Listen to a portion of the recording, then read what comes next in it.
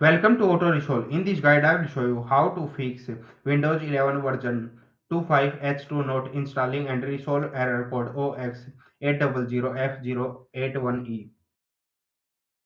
Fix 1. Check system requirements. Step 1.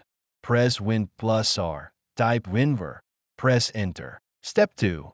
Make sure your PC supports Windows 11, TPM2. 0. Secure boot. Supported CPU. Step 3. Update BIOS firmware if needed. Fix 2. Run Windows Update Troubleshooter. Step 1. Open Settings, System, Troubleshoot, Other Troubleshooters. Step 2. Click Run next to Windows Update. Step 3.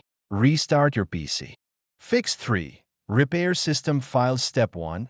Open Command Prompt. Admin. Step 2. Run. SFC. Scanodism. Online Cleanup. Image Restore Health. Step 3.